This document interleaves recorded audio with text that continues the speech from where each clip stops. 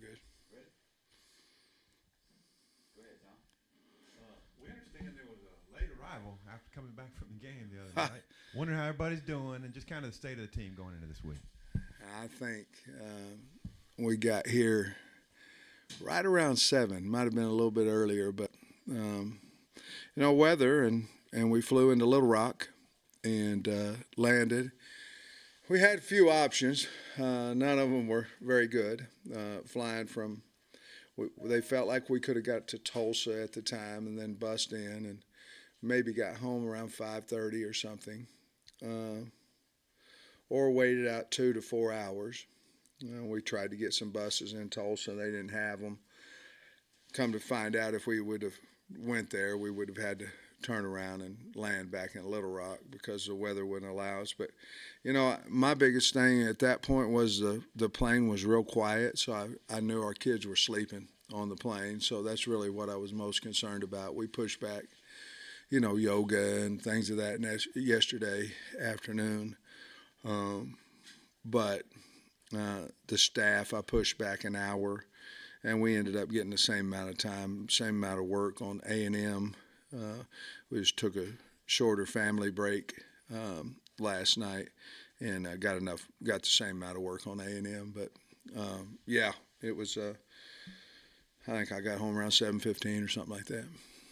If any series is frustrated Arkansas fans, it might be this series because of how many close calls there have been, including last year. Maybe, what's your overall take on what it's been like facing them since they've been in the league?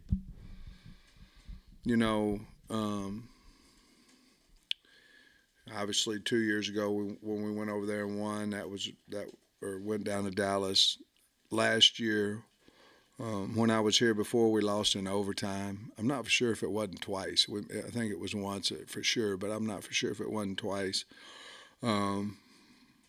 It's a series where, game's going to be close.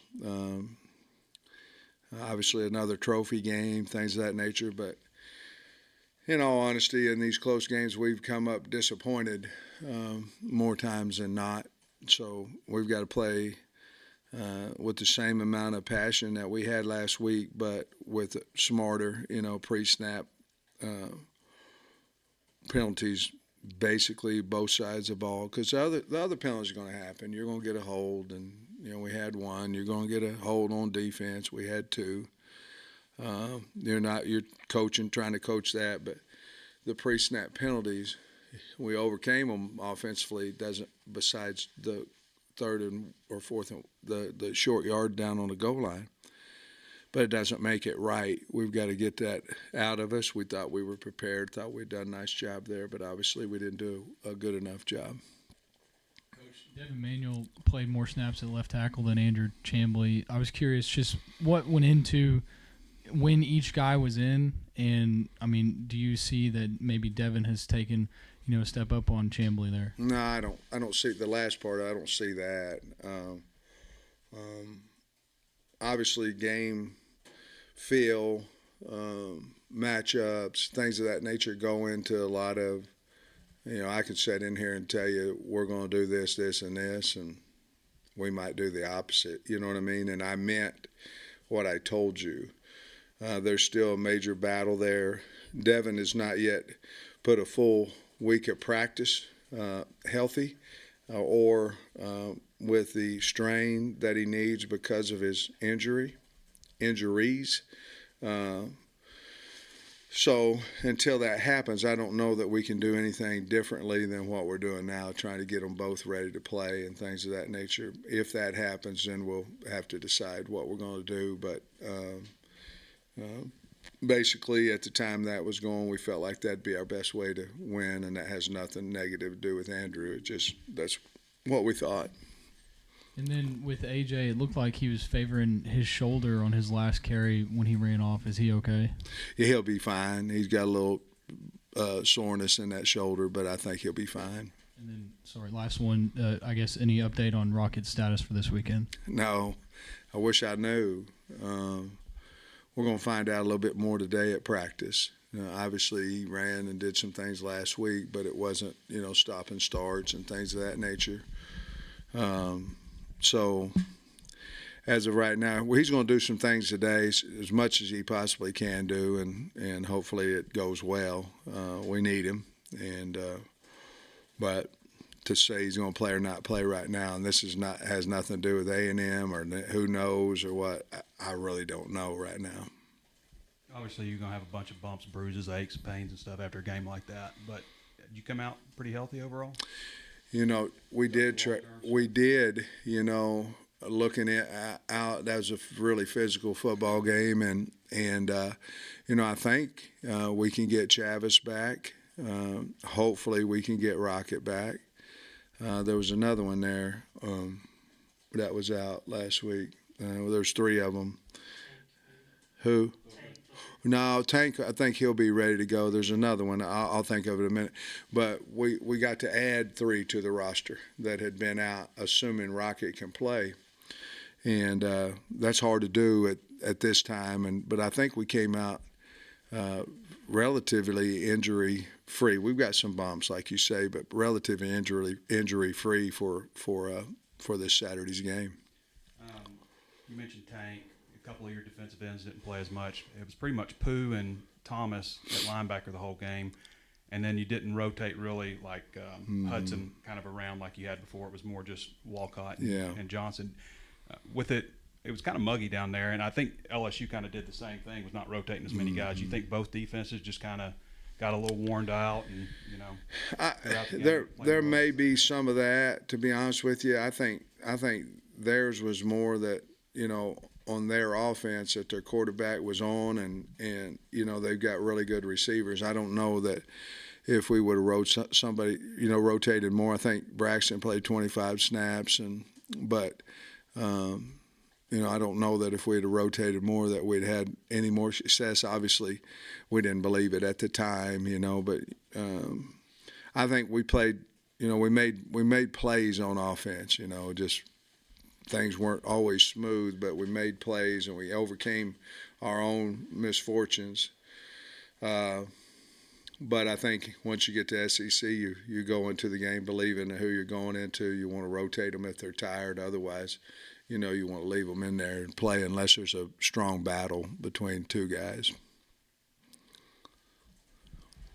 Sam, you obviously faced Bobby Petrino last year and facing him again. What do you think about that, and just what do you think about the job he's doing there at A&M? Well, he's obviously a great coach, and watching him, I think there's a lot of Coach Petrino, a lot of I see a lot of Jim Chaney, in him. Obviously, Coach Fisher is. I think he's got a lot to do with it too. I don't see a whole lot of difference in this year than what they were last year. There are some differences, but they're still a very physical running team. They've adjusted some of their line from last year. But Coach Petrino is one of the best offensive minds in the game, and we respect him a lot. And they're doing a really nice job on offense. I think the quarterback threw 5 touchdowns again in the first game against Wigman against New Mexico. So they're throwing it well and running it well. They have that same staple of physicality that they've been using in the past. So anyway, when he got hurt, I guess we don't know an update yet, but Max Johnson came in and seemed like he played okay, and I know you faced him last year. If Max Johnson is the guy, what are your thoughts about him? I think he's a really good player, and they've obviously done a nice job with being able to keep him, when, he wasn't named the starter. I think in his mind it looks to me like he believes he's a starter, and the kids, more importantly, around him believe in him. Obviously got a lot of speed. He's fast. Great movement thrower. Definitely they run a lot of nakeds, trying to move the pocket with him. And he was very, very accurate and really gave the team a spark, I thought, last week watching the game. You ended up burning all 3 timeouts in the second half. Is that something that you can address in practice this week? Yeah, I mean, we have to. we've got to get lined up faster. We've got to get set faster. We got to get the call in faster. Yeah, I mean we have to because I didn't have any left. We didn't have a chance. It was either let them score or try to knock it out of them there at the end. So to answer your question, yes, we're not going to have music the first part of practice. We're just going to have it during 2-minute today so we can really coach the urgency of. And we haven't had that problem in the past, so it had to have something to do with noise. We will get that back Tuesday and Wednesday, but today we're just going to try to emphasize the speed of getting our plays in and getting them called and getting them ran. Sam, Rashad Dubinion had over 100 yards of offense Saturday. Are you seeing him make some strides, and just kind of what are your thoughts on him? Do you think he's got like 10-plus carries the last 3 weeks? Yeah, I think the Saturday is whenever I felt like he's in, what we thought he was going to be. I mean, he carried guys, made yards on contact, made guys miss in the open field. Hopefully that's just the beginning of a whole lot of great games for him. I know he obviously had one last year in the Liberty Bowl, but yeah, that's what we see every day at practice, and hopefully we get him in that form each and every week. But I thought he played a heck of a game. Following on his timeout question, it looked like one time Limmer was trying to get him going quickly, and then KJ looked over and called timeout.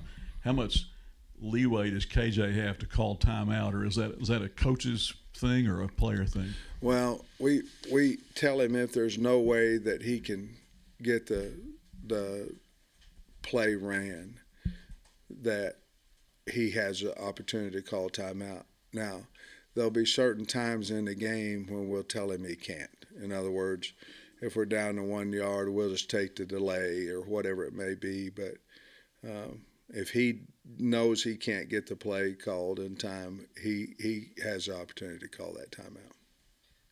Because I'll be honest with you, I don't know whether he can or not. You know what I mean? I don't know whether he's going to clap or not.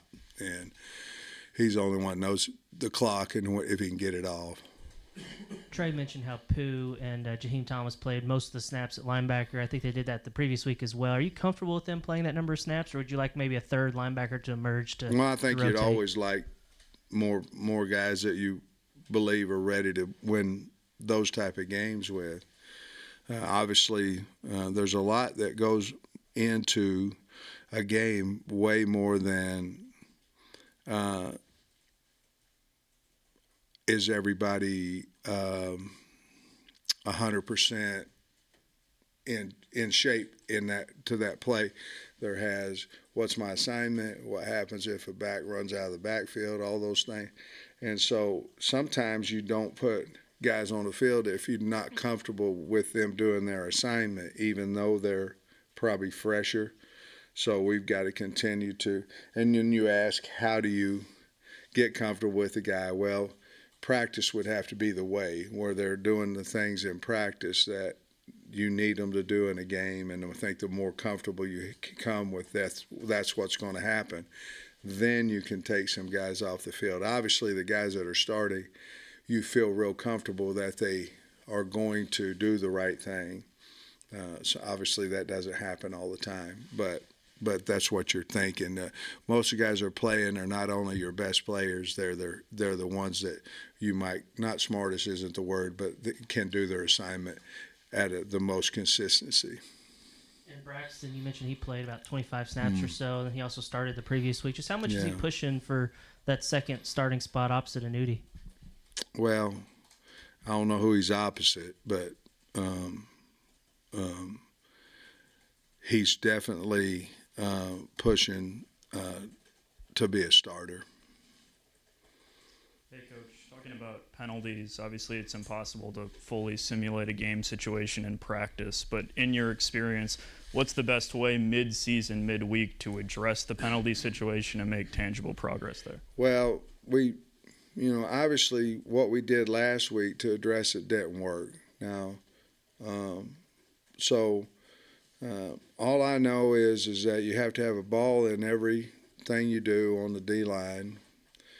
You have to move all the time on the O-line, and you have to move with noise. So today we're going to do it without it, just to emphasize speed, getting set, all those type things. And basically it's a new day. We're having some install, and we've got to talk to them. But I think throughout the week you just overemphasize movement and move calls and those things, and try to simulate, like you said, as much as you possibly can. But obviously what we did last week didn't work, so we're going to try something a little bit different. Luke talked after the game. Luke has about understanding that when KJ's under pressure, he's oftentimes not going to go down, and understanding his role in extending the play and staying open for KJ. How have you seen the chemistry between Luke, a freshman, and KJ, who's been here for a while, grow as the season progresses? Yeah, I think you see it each week, and he's playing quite a bit better each week, making more plays each week. The touchdown he caught down their sideline, he just went deep. It was a scramble, and that was his assignment. He went deep, and they lost him on it, and obviously KJ found him. But I think we're doing a really good job with our wideouts. There was a time KJ had already decided to throw the ball away, but Andrew Armstrong did a nice job in the end zone getting open. But KJ had already, he wasn't open by the time KJ had decided to throw it away, which was a good call on his part. But I think we're doing a really good job with the scramble drill. Luke himself catches the ball incredible, and he can run, so we continue to work on his blocking, but he's a big-time weapon, running routes. We're adding stuff for him each week. I know you talked about the receiver trio after the game, but I'm just curious, how long has Isaac kind of been working in the slot? Is that something you saw he could do when you were recruiting him? Well, he's been in there. Last week is when he started. That's one thing when you move and you're moving to get another guy possibly on the field and things of that nature. The first question is, will he be as good at another position? You don't want to go, you got a guy playing well, move him, and now he's playing okay, but you got another guy on the field. I thought he handled it well Saturday. And, of course, when we're in 12 personnel, he's back to where he is all the time anyway. So he's not just a slot, per se. But getting Tyrone, he made some big plays for us and things. So I think it worked out probably, and I think for the future, I think it'll even be better for us. I was just wondering, can you evaluate the defensive line after these past two games? Because it feels like when the defense is really – obviously, when the defense is clicking, they're getting in the backfield, both running and passing. And when, other teams are making big plays, that pressure is not much there. What have you seen from that unit so far? Well, they play hard. At times we can get to them with a four-man rush, and then other times we can't. But I think that's probably just football as well. We're playing. LSU's got a good offensive line as well. But you're right, when our goal was to frustrate the quarterback, and I thought we did it early. And then after that, we didn't so much. But I think our D-line is playing well. I think we've got to figure out our third down package a little bit more. We've got a third down package. It's not getting the pressure that we want, so we may look at something a little different there. Sam, week 5, but it's the second home game that you guys aren't playing here, obviously. Even with the SEC schedule change next year, still going to Arlington. Are you in third? I think we went to Little Rock. Are you in favor of this A&M game staying a neutral site game? Do you guys enjoy it, or would you like to see it maybe become a home and home? Well, if you look, and you got Little Rock and you got Dallas, and they're both home games, they're not home. And so obviously I'd like to play in our stadium as much as we possibly can. What's your overall take on a Jimbo Fisher team? What are its characteristics, would you say? Physical, big, a lot of speed, I think those three would come well coached, but they're always big. I remember my first year here running by, well, that's a lot, jogging by their receivers. And they looked like tight ends. I mean, they were the biggest dang guys ever. I remember was playing over there in front of their 60,000 people in COVID.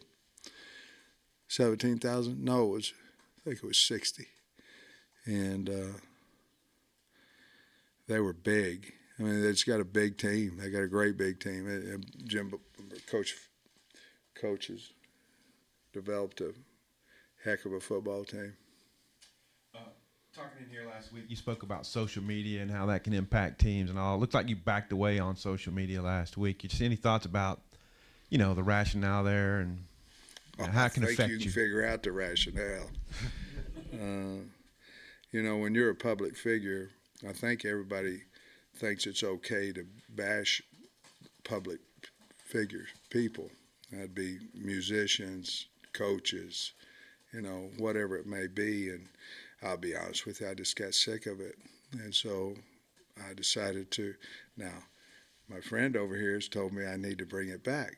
Well, the only reason I had it in the first place is he's so mad at me right now. That the only reason I had it in the first place is for recruiting.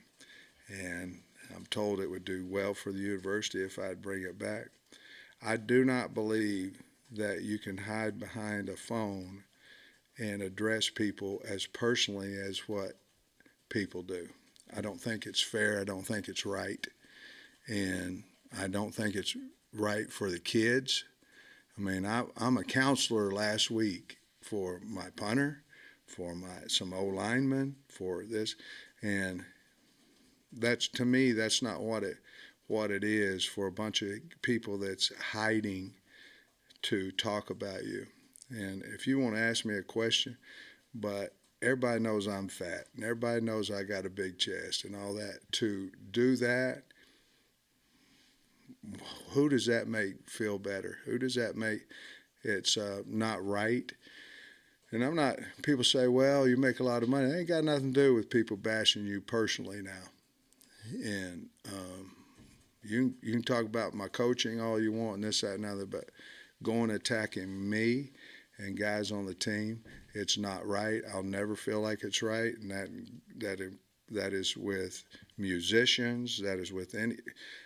You can't, as a coach, you can't have a political affiliation. You can't have a religious affiliation. You can't do anything, okay? But you can take it. Well, I got tired of taking it. I closed my Twitter account. So it looks like I'm gonna fire it back up. But that's how I feel about it, and all that's going to do is get some more people bashing me. So go right ahead, because I don't have Twitter. Sam, I don't know. You may have been watching A&M and Auburn. Obviously you're getting ready for LSU, but did you see the play where Jimbo was on the Man, that had to be a terrible feeling. Guys, I like Jimbo Fisher. I do. He's a good man, good coach. I mean, he's getting killed down there by their people. That's just the nature of people. But not all people, just a little bit, few people. But he was out there, and the guy was running closer to the sideline than he was. He ran inside of him, and you could just see on his face like, oh, no. And I'm sure I would have, I don't know if I'll get out that far or not, but it had to be a bad feeling for him. And I don't think I didn't see a flag come off of it. Maybe they did, maybe they didn't. But, yeah, that had to be a terrible feeling, him out there. I'm sure all coaches can almost get caught doing the same thing, And, we kind of joke about Jimbo talks real fast at pressers. Yeah, he does. When you're talking to him like at the 50-yard line for kickoff or maybe in meetings. He's rolling. Does he talk like that all the time? He's rolling, man. Yeah. You better pay attention.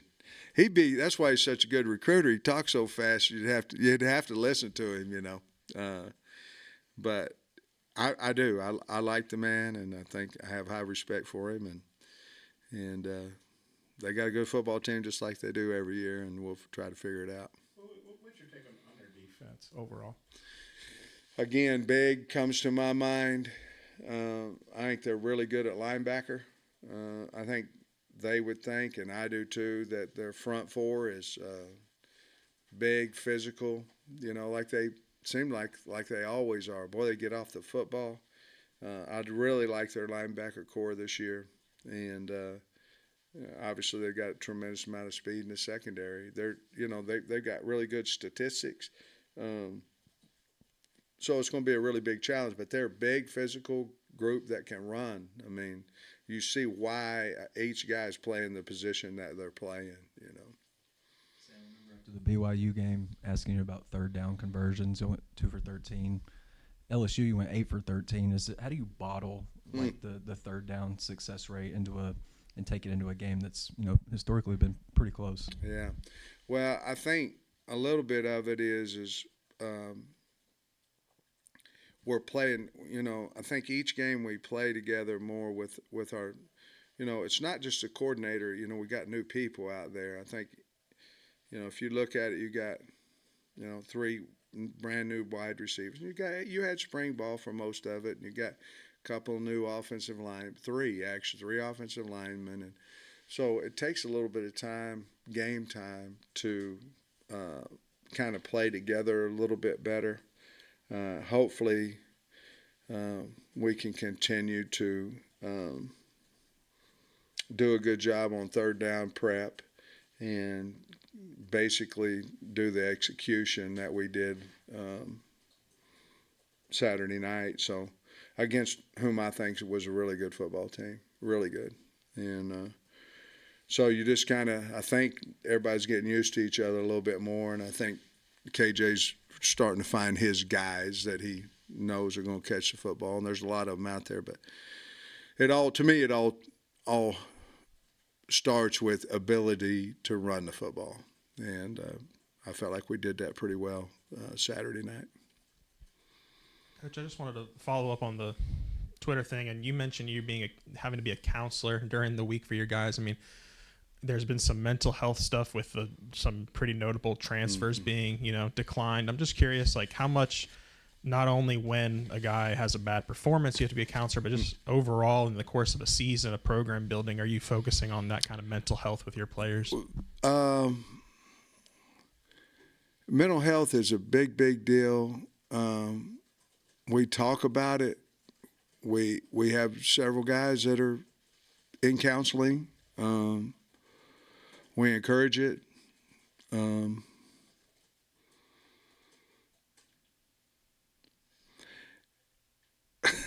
Fletcher was at practice on Monday. He's lower and low. And I walked by him. I become that counselor at times. And I walked by him. I said, "Hey, Max, what's wrong with you?" Social media. I said, I ain't going to tell you everything I said, but I said, "What are they saying, man? Went to Australia to get a 10-yard punter and, all this kind of stuff. Why'd you go all that way to get a guy that can't kick, all that?" And I said, "Max, they didn't say I'm fat on there, did they?" He said, "Yes, sir." I said, "What about my chest? Did they say anything about that?" He started smiling then. He said, "Yes, sir." And I said, "Was I supposed to get fired on Sunday?" He said, "Yes, sir." I said, "Well, I'm still here. They got 2 out of 3 right, And so, and then I think a big part of him is, he punted once for 53 yards, and then he did the fake, and I was really happy for him. But to answer your question, there's we talk about a lot of things, and one of them happens to be mental health, that we need to help these kids. There's a lot more going on in their life right now than possibly when I was a kid, and I think a lot of it has to do with this, There's a lot of good about this, but there's also, if you go the wrong direction with it, it can spoil your day or whatever. So, yes, to answer your question. Thanks, Coach. All right, guys.